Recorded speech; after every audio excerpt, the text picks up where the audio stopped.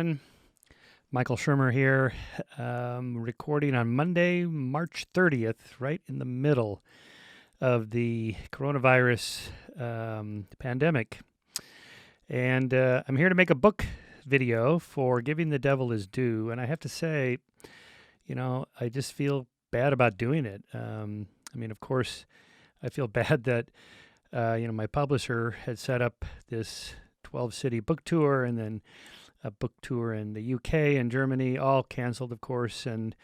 But I only feel bad for like 2 nanoseconds once I see what other people are going through. And, it's just sort of meaningless on the bigger picture of things. And I hope we all get through this. The economy is tanking, and, probably the last thing people want to do is buy a new nonfiction book, so totally understand if you are not interested or can't afford it or whatever, then, don't worry about it. But I thought instead of since I can't do a book tour, I thought I would just talk a little bit about the book as I would, let's say, standing before an audience in a bookstore or auditorium or whatever, and just say a few things about it. And, I'll keep this short, not too long, not the length of a podcast for sure, and just give you some idea of why I wrote this book and what the central thesis is. So the title, as you could see from there, here it is up close, Giving the Devil His Due, Reflections of a Scientific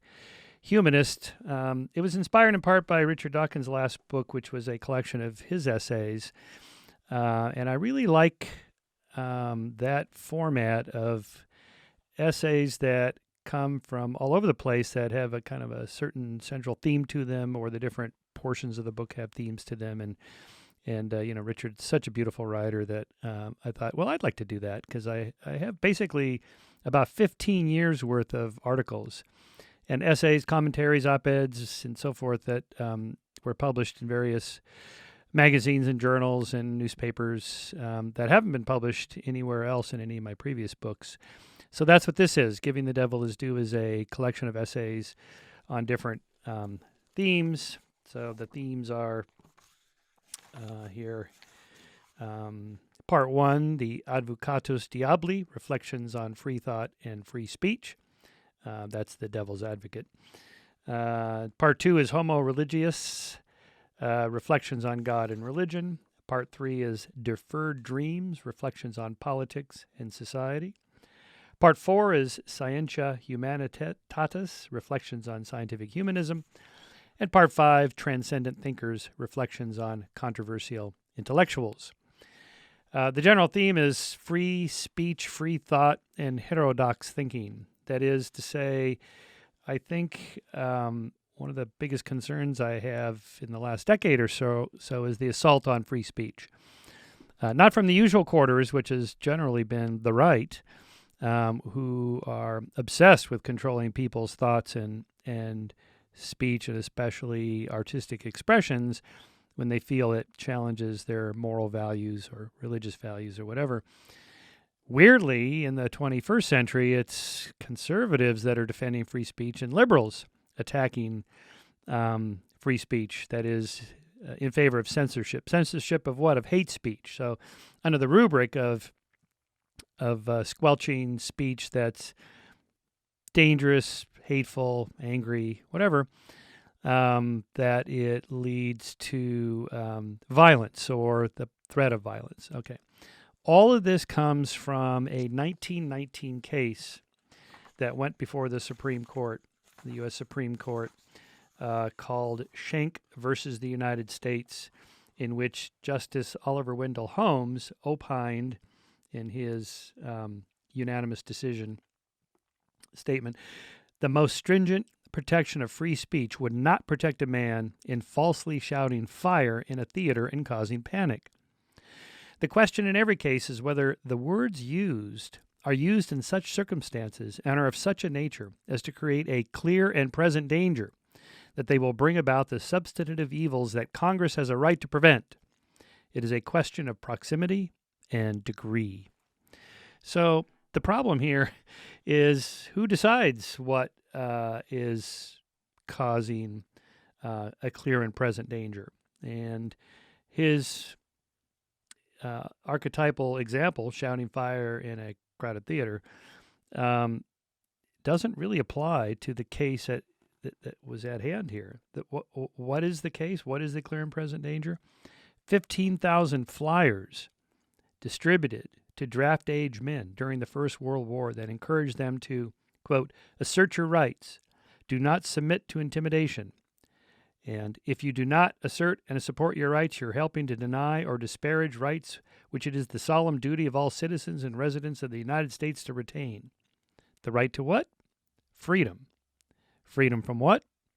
Slavery. Slavery? Yes, according to the distributors of the flyers, Charles Schenck and Elizabeth Baer, members of the Executive Committee of the Socialist Party of Philadelphia, military conscription constituted involuntary servitude, which is strictly prohibited by the 13th Amendment of the United States. Here's what they wrote.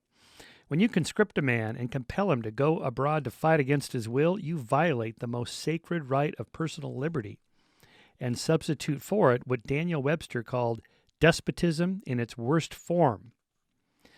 Well, that's the equivalent of shouting fire in a crowded theater. I mean, if you think about it, the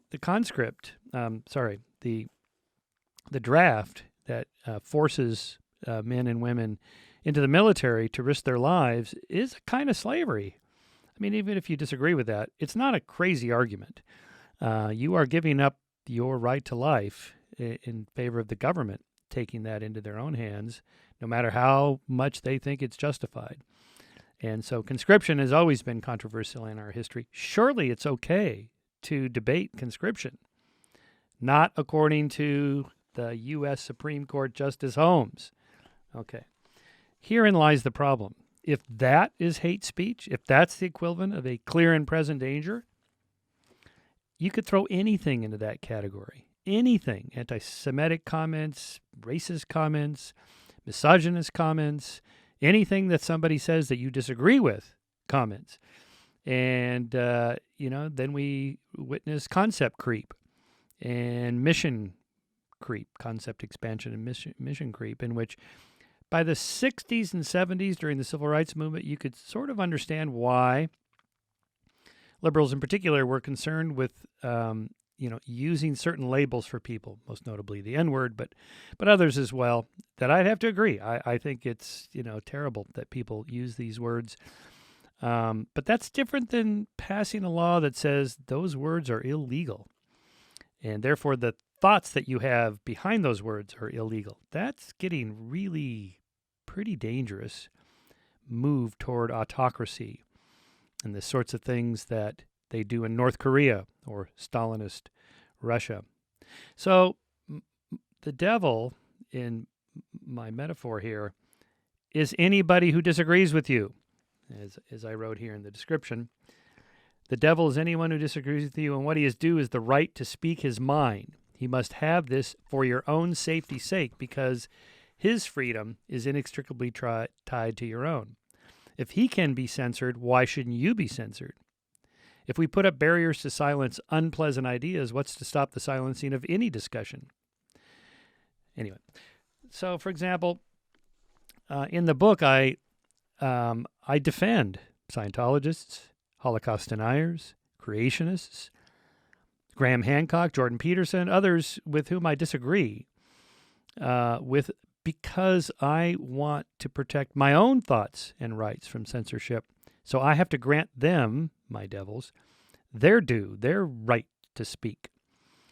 Okay, so why? Well, first of all, who decides? You, me, the language police, the thought police, the government, the majority. And if I'm completely right and I know they're wrong, let's say the case of David Irving and the Holocaust revisionism or denial that he practices, I'm quite sure, I'm close to 100% sure that I'm right and he's wrong, and I've written elsewhere about that. But nevertheless, the idea that what he says and thinks is illegal, that's just crazy. That's no good. That's very dangerous. So I write about the case where he went to Austria to give a lecture on World War II, which is his take on it, of course. And he was arrested at the airport. They scan your passport.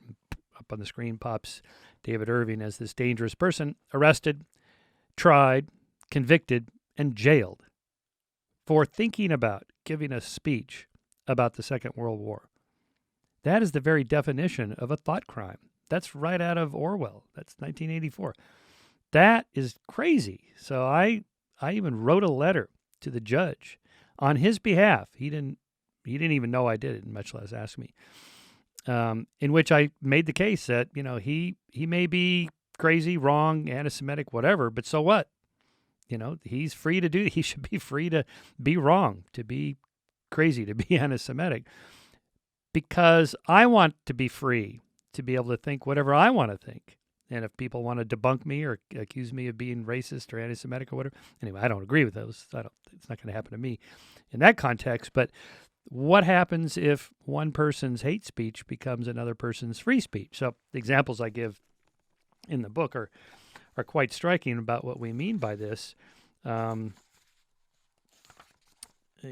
let's see here, that as I write here, during the 1830s, many southern states enacted laws to protect their citizens from hearing abolitionist speech, arguing that it could lead to slave rebellions and violence, and that abolitions, quote, libeled the South and inflicted emotional injury, in the words of South Carolina Senator John C. Calhoun. In the 20th century, civil rights activists opposed viewpoint-based censorship, knowing that their call for black Americans to be granted the same rights as white Americans would be considered hate speech by a great many Southern citizens. And there are countless examples of autocrats, theocrats, and dictators of various political stripes silencing their critics by enacting hate speech laws. So let's say, I think David Irving is wrong about the Holocaust. 6 million died. He thinks it's more like 500,000, 1 or 2 million maybe. Okay, he's a Holocaust denier. All right, fine. Now, let's say we're having a debate about how many Native Americans were exterminated since 1492 due to diseases and genocidal actions on the part of white Europeans, okay? How many died? Well, some people say 50 million, 70 million, maybe 90 million. We don't know exactly what the population was when Europeans first arrived, but it was a lot. But let's say I say, I think it's 10 million. Am I a denier? And if so, is that hate speech? And if so, should I be jailed for saying my opinion of what I think the genocide of the Native Americans was? Well, you see where this is going. We can't have this. We cannot allow this. The only way to find out the truth is to express your thoughts on a particular subject. So, for example, a couple of my devils in the book, in addition to David Irving, other creationists, I think, that I write about, like Ben Stein made this film, Expelled. Now, again, I think he's completely off his meds there when he says that that scientists are silencing creationists because they're afraid of them. This is not true. But nevertheless, he should be free to make his movies if he wants. And I even participated in this particular one, Expelled. And I explained why I thought he was wrong. And to their credit, they included some of my comments in the film. But the idea that someone like Ben Stein should be silenced, this is what fuels their motivation to continue what they're doing, is if you try to silence them, because then they tell their followers, and maybe they even believe it themselves, I must be onto something because look, they're so afraid of me. They're censoring me. Okay? Instead of doing that, you could do one of two things. Ignore them, which they really hate. I mean, I was saying this during the uproar when Milo Yiannopoulos was making many campus appearances, and all these students were up in arms, and we have to deplatform him and protest him and so on. Well, I've been a public speaker for a quarter century. You know what public speakers hate more than anything? Empty auditoriums. If you ignore these guys, that's what they fear the most. What they want is a full house with protesters outside. They love that, okay? That's the attention they seek, so don't give it to them. Now, if you don't want to ignore them, but you want to respond to them, good, then do that. If you have the facts, line them up and publish them, print them in a op-ed piece of the student newspaper, or print him on, get it published in the New York Times or the Wall Street Journal. There's lots of things you could do to respond. And the way to do it, quite clearly, is just point by point. Here's what they argue. Here's why it's wrong. Here's the point. Here's why it's wrong, and so on. And when I say give their perspective, I mean steelman them, actually following Rappaport's rule of articulating the other guy's position so clearly, so well that they'd go, yeah, that's. I wish I would have said it that clearly, and then debunk them. Okay. Otherwise, you're just straw manning them, just setting up a simple position that they don't actually hold, and then debunking that doesn't do any good. That's been kind of our MO at Skeptic for a quarter century. We have lots of articles. Here are what creationists believe. Here's the 25 things creationists argue. Here are the 12 things that climate skeptics argue, and so on. Boom, boom, boom, boom, right down the line. I did the same thing with the Holocaust deniers. Right, they gave me this list. I asked them for a list, and they gave me this list of 39 unanswered questions about the Holocaust. All right, give me the list, and I went and answered most of them, and then published it. So that's it. I don't, and they've largely gone away now that they've been debunked, and so have the creationists for the most part, and. But even other things like Scientology, I have a chapter in the book on Scientology. I defend them, believe it or not. Okay, I think they're a cult. I have another chapter explaining why. Here are the characteristics of the cult. Here's the characteristics of Scientology. There's a lot of overlap. I think they're a cult. Okay. But they should be free to be a crazy cult. If you want to believe that Xenu, the galactic warrior, brought humans here and planted them in volcanoes and on and on and on. Fine, I don't care. But don't teach this to children in schools, okay? But the idea that these protesters go down. This article I wrote in the Los Angeles Times that I reprinted in the book was in response to an LA Times article about these protesters. V for Vendetta. They're down there in front of the big blue Scientology building on Sunset Boulevard. And the stuff that they were saying to these Scientologists could have come right out of the mouths of Nazis talking to Jews if you substituted Jews instead of Scientologists. And that's intolerable. That is not acceptable. That's again another form of racism and bigotry. Now they're free to do that, of course, based on my principles of free speech here. But how effective is that? Okay. Better to analyze the claims of Scientologists and what they claim helps people or not, or whatever.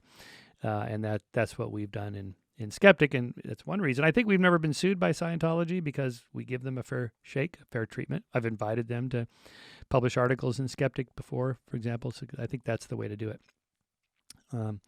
Another one of my devils is Graham Hancock, who I met on Joe Rogan's podcast, and we clashed pretty firmly, I think, and I think Joe was not that happy with me, but in time I began to get to know Graham a little bit after that show, and he's a good guy, and he's a clear thinker.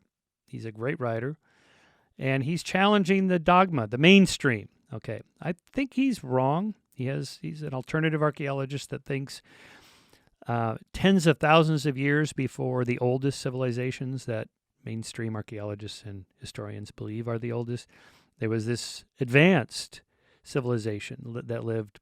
Well, the dates vary, 20,000, 30,000 years ago, maybe 130,000 years ago. So what are we to make of this? Now, there's lots of alternative archaeology theories. A lot of them are just by total cranks. Graham's not a crank, okay? He's a smart guy. He's a great writer, and his books sell in the millions, and he has a lot of followers. Okay, at that point, I think it's worth taking seriously. Now, I do. So I have a long chapter in which I explain why I think he's wrong. But that's different than should he have a voice. Of course he has a voice. And I admire Joe for giving these people on the margins a voice on his show that reaches millions of people. And I think that's good. Okay, why is that good? Because we are wrong about many things. If you look at the history of science, it's just, one wrong idea after another. I mean, one of the reasons scientists are so conservative about accepting radical new ideas is because most new ideas are wrong, including those of scientists, which is why the null hypothesis in science, that is, your idea is wrong until you prove otherwise. The burden of proof is on you, the claimant, not on me, the skeptic. If you say, I believe in Bigfoot, I say, that's nice. Show me the body and I'll believe too. But until then, I'm going to withhold judgment. Okay? Skepticism. That's true of all science. And the reason for that is because, for every Galileo you present, go, look, he was right, the church was wrong, and, the earth does move. Yeah, but for every Galileo, there's, 1,000 other people with ideas that turn out not to be true. And so that's why we have to be skeptical. Okay. So that explains in part why, Graham has a hard time getting a fair hearing from professional archaeologists. But that said, I think mainstream archaeologists in this case should take a closer look, just in case. Now, where Graham is talking about, the mythic understanding of the meaning of these ancient civilizations and their stories or whatever he thinks. If you read his books, there's an underlying kind of mythic theme there.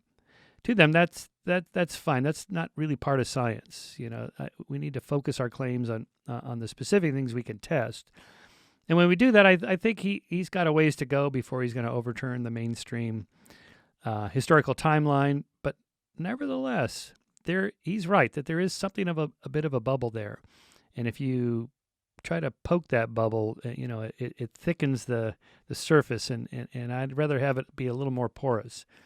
As Sagan always said, the rub is between being so open-minded enough to accept radical new ideas, but not so open-minded that your brains fall out. Well, where's the balance there? Where do you put it's sort of a signal detection problem. Where do you put the criteria for, on this side you accept things as true, on this side you're skeptical. You don't want to miss theories that turn out to be true, but you don't want to endorse theories that turn out to be false, right? So that's always a problem in science. So the methods are designed to try to get around that. Okay. And that's why I think listening to someone like Jordan Peterson, the second to last chapter in my book, because I think his theory of truth, while I disagree with it, has some merit in as much as it's at least a debatable point. And that's why I was grateful that he actually blurbed the book. This is amazing. There is his blurb, Jordan Peterson, right? And he writes, "This is a rather difficult book for me to blurb, given that an entire chapter is devoted to criticizing my claims about pragmatic truth vis-a-vis scientific truth. However, Dr. Michael Shermer is a very clear thinker and the kind of skeptic that is always necessary to ensure that public thought, scientific and otherwise, maintains a certain clarity." And then he goes on, "Despite our disagreements, this is a necessary book for our times. Read it and thank God and the powers that be that you have the right to do so." That takes a lot of, I think, integrity to be able to. I asked him to do that, to blurb the book, and he did. Despite that, that shows you the kind of character he has, that, he's willing to listen to his own critics. Therefore, we should give him his due. Okay. He's pretty famous. He's gotten his due for sure. But he's really also gotten a lot of unfair criticism, a lot of jealousy, I think, by writers and scholars who wish they had that kind of attention and book sales. But also, I think a certain amount of dogmatic skin thickness about not, considering some of his ideas about truth. And so I explore those a little bit. I think his idea that, mythic truths have a kind of truth to them is true. That's the whole point of literature. That's what makes great literature great. Shakespeare, Jane Austen, and so on, is they're tapping something truthful about human nature through the characters in their stories. And that would also apply to biblical stories. And so here, let me just comment, as I do in the book, about, kind of the overemphasis on science and reason for determining truth, in this sense, that I've always been very critical of, say, creationists who insist that there really was a Noachian flood, and, here is where the body of water, subsided, and the ark was left on this particular mountain, Mount Ararat and Turkey, and you can go there and find the wood or whatever. And that Jonah really was swallowed by a whale, and the whole thing. Okay, I'm very critical of creationists who think that literally happened, because they're missing the point of the story. It's not about whether it really happened as a historical event, but what the meaning of the story is. But I would apply that to skeptics too, scientists who look for natural explanations for these biblical stories. For example, there was a famous book in the 1990s about explaining the Noachian flood based on the flooding of the Black Sea.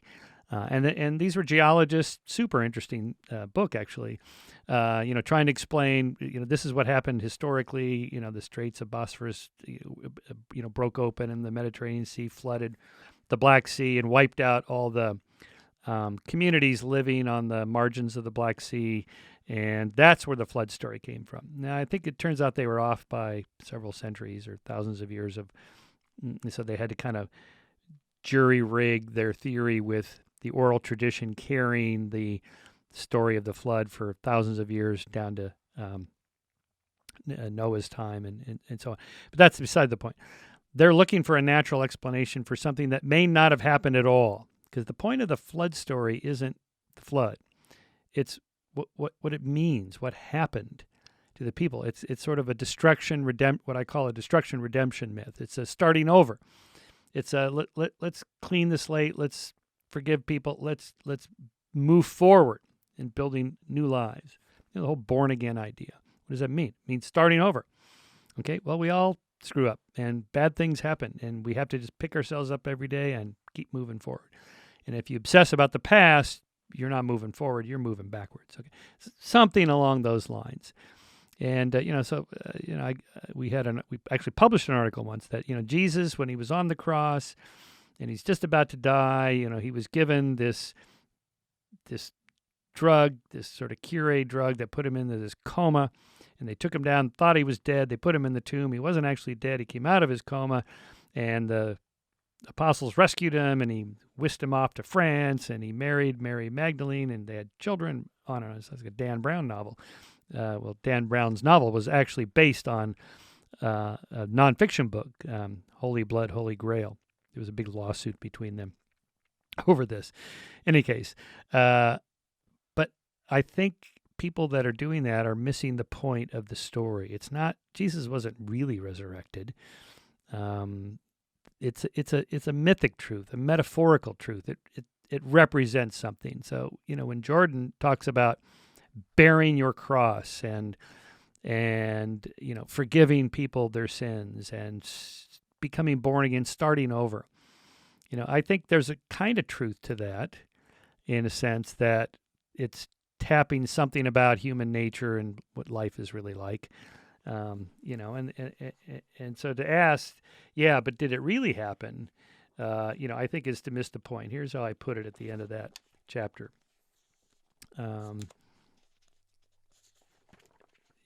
Let's see. The final section here is called Entropy and Extropy, Chaos and Order. One friend and colleague described Jordan Peterson to me as one pair of mirrored sunglasses away from being a cult leader.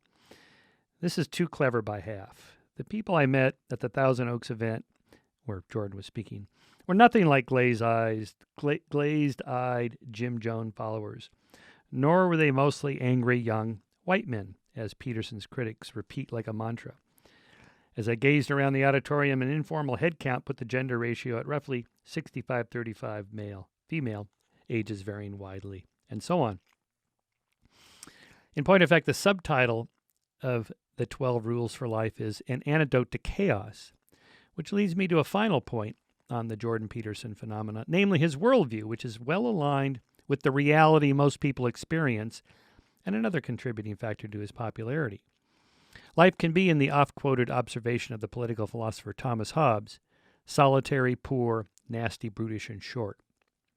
The ultimate reason for this state of affairs is the second law of thermodynamics, or entropy. Without an outside source like the sun, energy dissipates, systems run down, warm things turn cold, metal rusts, wood rots, weeds overwhelm gardens, and bedrooms get cluttered. This is a reference to Jordan's rule about making your bed and cleaning your room every day. Entropy decrees that there are more ways for things to be disordered than ordered. So Peterson's counsel to get your life in order is simpatico with a great many people. As I explained in Heavens on Earth, the second law of thermodynamics leads to the first law of life, which is to get your life in order. So here's what I wrote. If you do nothing, entropy will take its course, and you will move toward a higher state of disorder, ultimately causing your demise. So your most basic purpose in life is to combat entropy by doing something extropic, expending energy to survive, reproduce, and flourish. In this sense, evolution granted us a purpose-driven life by dint of the laws of nature. That a meaningful, purposeful life comes from struggle and challenge against the vicissitudes of nature, more than it does a homeostatic balance of extropic pushback against entropy, reinforces the point that the second law of thermodynamics is the first law of life. We must act in the world. The thermostat is always being adjusted, balance sought but never achieved. There is no Faustian bargain to be made in life. We may strive for immortality while never reaching it, as we may seek utopian bliss while never finding it. For it is the striving and the seeking that matter, not the attainment of the unattainable. We are volitional beings, so the choice to act is ours, and our sense of purpose is defined by reaching for the upper limits of our natural abilities and learned skills, and by facing challenges with courage and convictions. So standing up to evil and to entropy is an antidote to chaos, and in that sense, I think Jordan's philosophy is true in that mythic sense. Anyway, I don't want to go on and just recount the entire book, but I do have a section on finding purpose in the universe. I have a chapter on why there's something rather than nothing, and then what's the purpose of the universe. I have what I call Alvy's error, an essay called Alvy's error. Alvy is Woody Allen's character in Annie Hall, which recall that in a flashback to his childhood, little Alvy refuses to do his homework, and his mother takes him to the psychiatrist, who says, Alvy, why won't you do your homework? And he says, because the universe is expanding. Well, what's the universe got to do with it? The universe is expanding, and one day it's all going to blow up, so nothing we do matters. And his mother upbraids him. What's the universe got to do with it? We live in Brooklyn. Brooklyn's not expanding. And that's the problem of thinking of the meaning of life as somewhere else or somewhen else. Like, what does it matter what I do now, because a billion years from now the earth won't be here or whatever? That's missing the point. We don't live in some other world. We don't live in the hereafter. We live in the here and now. We don't live a billion years from now. We live now. So here and now is what matters. And, getting your life in order and carving out a little niche of order in the midst of chaos, that's the start of finding purpose. Anyway, so that's kind of a brief summary of the book. I have many other chapters on classical liberalism and governing Mars. I have a whole discussion about what we can learn from the lessons on the blue planet for the red planet. I mean, just think about that. We're about to colonize Mars. Now, maybe it won't happen through Elon Musk in the next 10 years. Maybe it'll happen through NASA in the next 20 or 30 years. It's going to happen. So, it's not totally random what we do there. We've been experimenting for thousands of years with different social, political, and economic systems here on Earth. We ought to treat them as experiments and take the data that we know, the findings, the conclusions with us and say, well, let's not do that. Let's do this. This works better than that. And, there's a lot of that that we've learned there. And then finally, I do try to make the case for scientific naturalism. I mean, the subtitle of the book is Reflections of a Scientific Humanist. What I mean by that, I'm a lifelong secular humanist, but secular humanism has become so closely aligned with the political left and more the far left that I'm really trying to distance myself from any political position on this. I just want to know the truth about the best way for humans to survive and flourish, and not just humans, but all sentient beings. And so the moment you set up a list of, these are the 12 boxes you got to tick or you're not in our tribe, I think that's dangerous. I'd rather have a big tent.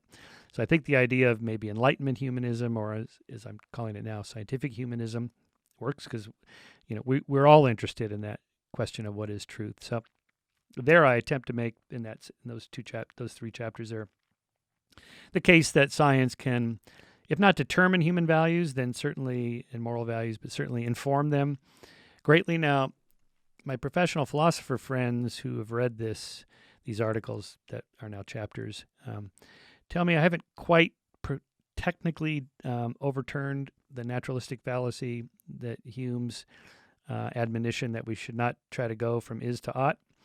Nevertheless, I'm trying to make the point that once you abandon religious or God-based morality, that is divine command theory, God said it, therefore that's the final rule.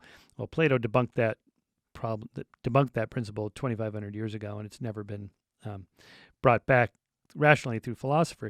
But then you're faced with this idea, well, then it's all relative. No, it's not all relative. Values are not relative. that there's certain things that are going to be true. So that's why I make the case. I start there with Abraham Lincoln, who said, if slavery is not wrong, then nothing is wrong. And here's how I put it. Let me give it to you here, as I wrote it.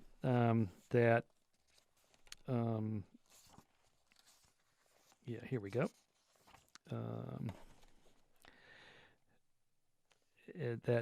Lincoln said, if slavery is not wrong, then nothing is wrong. Then I hereby declare in an unequivocal defense of moral realism, if the Holocaust is not wrong, then nothing is wrong.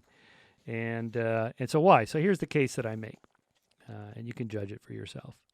It is my hypothesis that in the same way that Galileo and Newton discovered physical laws and principles about the natural world that really are out there, so too have social scientists discovered moral laws and principles about human nature and society that really do exist. Just as it was inevitable that the astronomer Johannes Kepler would discover that planets have elliptical orbits, given that he was making accurate astronomical measurements and given that planets really do travel in elliptical orbits, he could hardly have discovered anything else. Scientists studying political, economic, social, and moral subjects will discover certain things that are true in these fields of inquiry.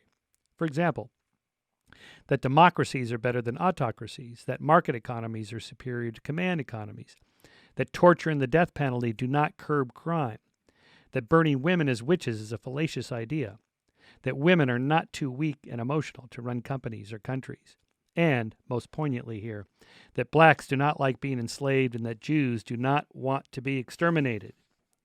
Why? Because it's in our nature to struggle to survive and flourish in the teeth of nature's entropy, and having the freedom, autonomy, and prosperity available in free societies, built as they were on the foundation of Enlightenment philosophers and scientists seeking to discover the best way for humans to live, best enables individual sentient beings to live out their destinies. Right? So, it's possible I'm wrong, and that perhaps technically I haven't made the case of overturning the naturalistic fallacy. But my point is that it's not just relative. There's certain moral values that are true for all humans. They're not just Western values or American values or any of that. And it's possible that someday we'll discover a society that likes to be enslaved. The majority of people say, yes, please enslave us. Or another group of people that says, yeah, we want to be exterminated, every last one of us. Okay, maybe, but I doubt it. And I think you would doubt it as well. And that tells us something, that there's something more universal about those moral principles. Anyway, that's what I mean by the subtitle, Reflections of a Scientific Humanist. So with that, I thank you for listening. And if you are so inclined to read Giving the Devil His Due, then I will appreciate that.